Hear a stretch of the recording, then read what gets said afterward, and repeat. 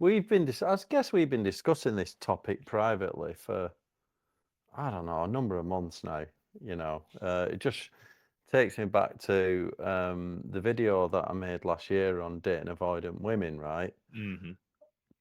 And that video was a little bit of my own personal experience with dating avoidant women and the reasons why, and then the real reason for that video was because it was to help you, right? It was in response because at the time you was going through like a breakup with an avoidant, Mhm. and we started to sort of pull together all these similar traits that you do see, and it's not specifically around dating avoidant people. It's more why you're getting that yourself into that situation in the first place. And one of the things that I've done is I've managed to, let's say, um, look into and analyze why you would actually choose such a relationship in the first place. So why would you naturally choose an avoidant person, and what you're trying to sort of get away from? And the other thing that I guess we spoke about is I'm going to say there's been a bit of a it became I'm going to say it became cool and trendy to be the guy that spins plates, right? Just have many Mhm. women on the go and never settle, not commit to any one woman, but just date casually. Yeah. But when you're in that sort of, dating casual and in that sort of frame of mind, you're really avoiding what you should be doing, which is like dating intentionally, basically. So Mhm. that's like, you're avoiding any sort of serious situations. You're not getting too close to anyone, and choosing avoidant people is generally like, where they live far away and things like this. So, For uh, sure. a lot of it is your own avoidance, really. It's your own Mm. avoidance to sort of face up to the truth and be vulnerable.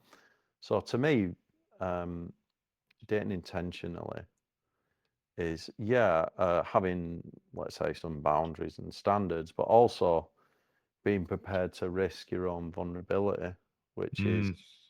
if you look at your own personal thing, your own personal journey, if you aren't dating intentionally, you'll probably realize that, you're probably putting off, or there's some form of avoidance there of why you're choosing that life.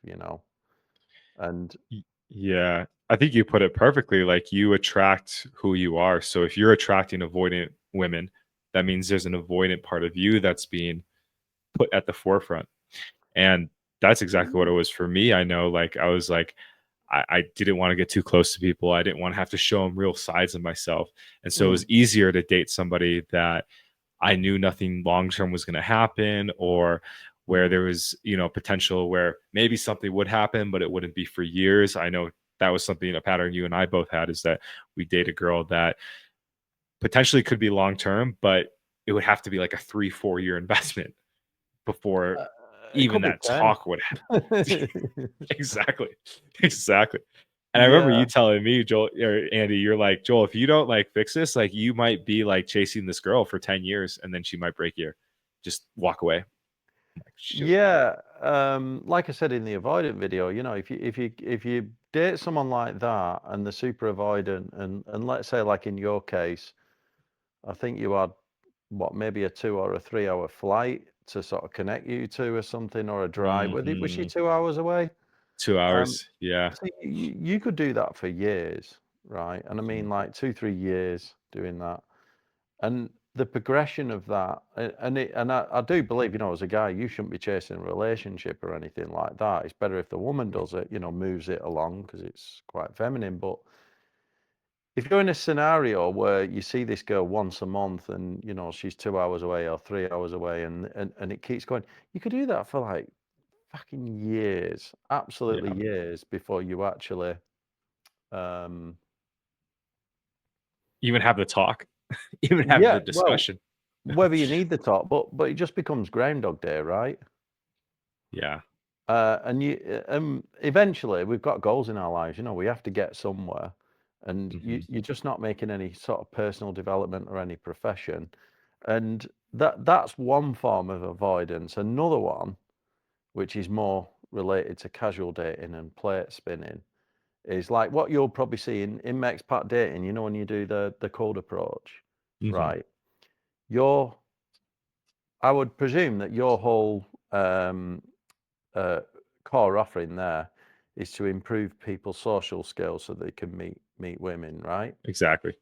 But you and I both know there are guys that do that have been doing it for decades, right? Yep. And they're still doing it. And let's say you've Decades. done that for 10 years, 20 years, and you've not had a proper relationship and it's just new, next. That's Mhm. also a massive form of avoidance. It's like if you're, what is the highest, what's the highest game in dating? The most hardest game to play, I would say, is marriage. Mhm. Right. Next level down from Yep. that is like committed relationship. Yep. Next level down from that is what you call a girlfriend. And then next level down from that is just like total casual dating where you just get a new girl every week or, Exactly. Yep. yeah, every couple of weeks or whatever.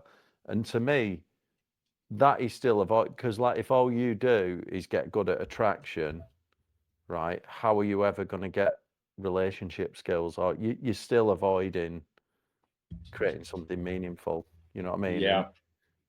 you know, 100%.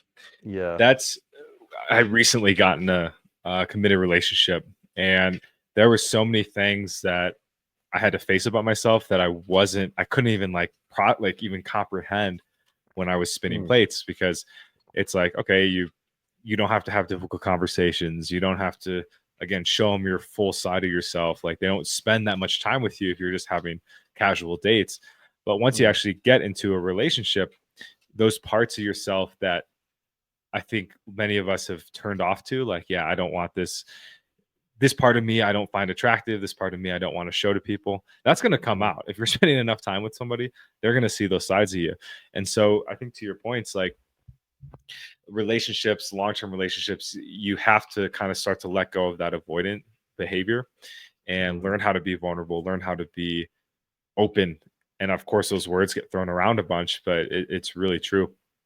Yeah. My girl, she what was really cool is on our third date, she asked me, she's like, "Hey, this is what I want. I want something committed. I want exclusivity, and you know, I'm not demanding it from you, but for me to go forward, this is what I want."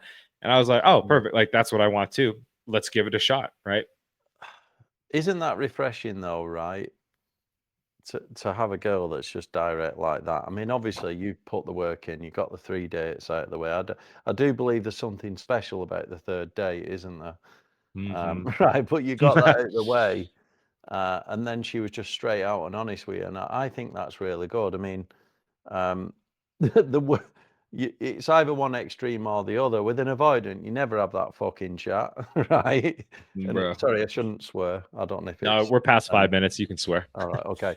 So with an avoidant, you should never have that. You never have that chat. But then with some other people, like other girl, you'll get it on date one. You know, like turn up and go, well, this is what I expect. I want something serious and all that. You're like, gee, we've just met. You know, Yeah, and that it's might like, be that might but be to too get it at soon. the right time.